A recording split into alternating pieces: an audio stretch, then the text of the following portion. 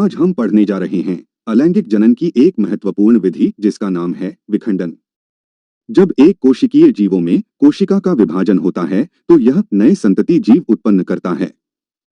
यह कोशिका विभाजन भी कई तरह से होता है, जैसे जीवाणु तथा प्रोटोजोआ की कोशिका दो बराबर भागों में बंट जाती है। ये एकल कोशिका है और इसमें एक ही केंद्रक है। यह कोशिका दो भागों में बंट जाती है, साथ ही केंद्रक भी दो भागों में बंट जाता है। अब आगे बात करते हैं अमीबा की। अमीबा में कोशिका का विभाजन किसी भी तल से हो सकता है।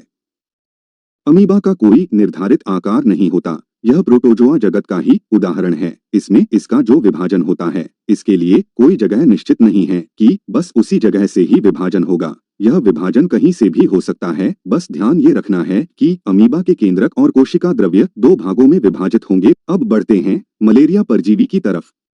मलेरिया परजीवी यानी प्लाज्मोडियम अनेक कोशिकाओं में विभाजित हो जाते हैं। ये जो आपको मोटी सी झिल्ली दिख रही है, ये कोशिका है जो विभाजित होकर ऐसी छोटी छोटी बहुत सारी कोशिकाओं में विभाजित हो जाती है।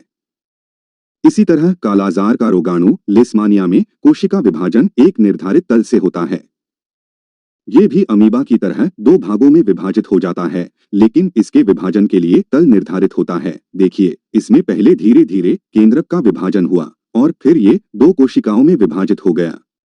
इन सब बातों के आधार पर हम यह निष्कर्ष निकाल सकते हैं कि विखंडन दो प्रकार से होता है, पहला द्विखंडन और दूसरा बहुखंडन। अब हम इन दोनों में थोड़े बहुत अंतर भी जान लेते हैं। द्विखंडन में कोशिका विभाजन के बाद दो संतति जीवों में विभाजित हो जाती है। बहुखंडन में कोशिका विभाजन के बाद अनेक संतति जीवों में विभाजित हो जाती है। द्विखंडन में कोशिका द्रव्य दो भागों में विभाजित हो जाता है। बहुखंडन में कोशिका द्रव्य दो भागों में विभाजित नहीं होता। द्विखंडन में कोशिका द्रव्य व्यर्थ नहीं जाता। बहुखंडन में कोशिका द्रव्य व्यर्थ जाता है। और अंत में द्विखंडन के उदाहरण हैं अमीबा, लिस्मानिया आदि। और बहुखंडन का उदाहरण है प्लाज्मोडियम आदि।